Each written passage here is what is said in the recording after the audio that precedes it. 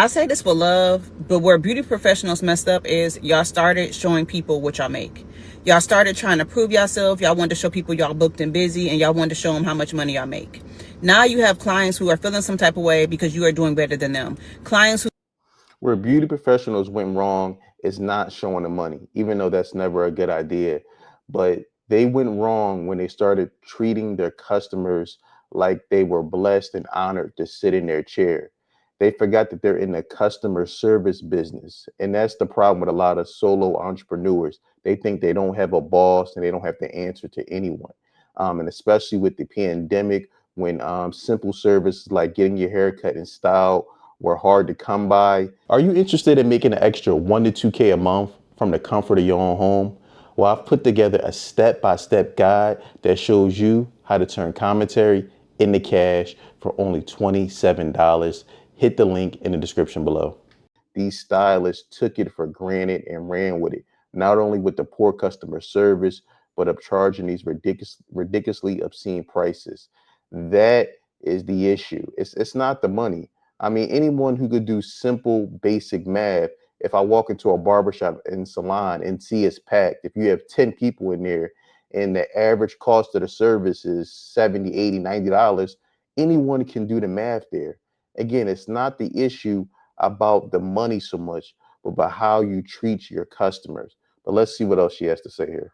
favor by sitting in your chair and paying for your service that now feel some type of way because they feel like they are now helping you live the life you live. So now you have created jealous clients who no longer want to support you because of what you drive, what you wear, and how you live in, that people now feel like they can take away what you make by not supporting you. Meanwhile, you posted how much you made and it had nothing to do with your clients because clients care only about what you do and if you're good at it. No one needs to know how much you make when you are providing a talent and when you are given a skill.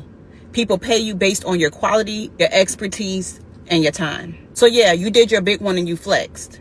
It has now backfired because now they feel like I'm no longer going to support you because I don't want you to continue to live this life that I didn't know you was living. Sometimes we have to learn that everything is not for the internet and everybody don't have to know what you making. Let's pause right there. Now, I do think she makes a good point where everything is not for the internet. You definitely shouldn't be posting bank accounts or screenshots of how much you make. I mean, that's never a good idea. You're just inviting negativity. You're inviting jealousy and envy. Um, but the big issue I think in the beauty industry again is not that how much money um, these stylists are making. It's the issue of they're not treating their customers. Are you interested in making an extra 1 to 2K a month from the comfort of your own home? Well, I put together a step-by-step guide that shows you how to turn commentary into cash for as little as $27. Hit the link in the description. With the proper respect and they're forgetting where they came from. All of a sudden, they style someone from Love and Hip Hop or some type of reality show, and now that has gone to their head, and now they think that they're too good for the 9 to 5 worker, which is usually, in a lot of these cases, the backbone of their business. They forget where they come from, they forget their roots, and then ultimately, over a course of time, they realize that if that celebrity moves on to the new and hottest stylist, and now you're left in the wind, and now you have no base. That's what you have to remember always as a business owner, especially as a small business owner.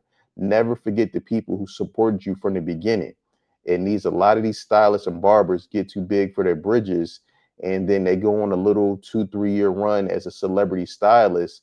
And then when that celebrity moves on to the next person, now they have no base.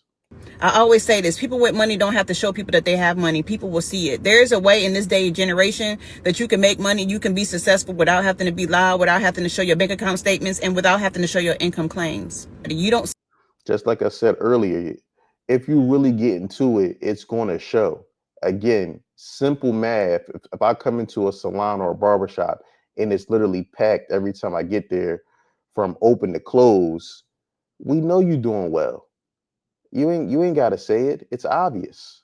See doctors, dentists, lawyers, attorneys posting what they make. We should be happy about our accomplishment, but we are too busy being in the business of proving ourselves, because now you got people seeing how much you make a day, but you don't have people seeing how you have to pay to come to work, how you have to pay for the products, how you have to pay for plumbing if you have a space that doesn't have plumbing, how you have to pay for certain things that goes into what you make. Don't allow flex culture to create a problem that doesn't need to be because you overshared on the internet.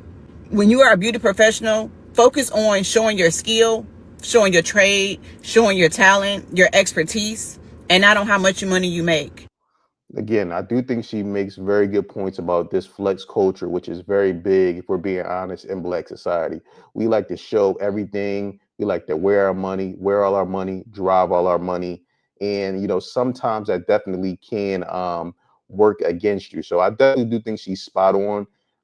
If you're in a beautician or barber, you should definitely be more focused on your skill and not showing off the lifestyle. You got to be smart. When you look at some of these other businesses, these people, they not pulling up with all types of crazy Mercedes and cars. They're very low key. They're getting in, getting out, opening their business, making their money, and going about their day. And then if you just happen to see them out and about, maybe you see them with a nice car, or maybe if for some reason you run into them in a certain neighborhood, you say, "Oh, man, this is your house. It's really nice."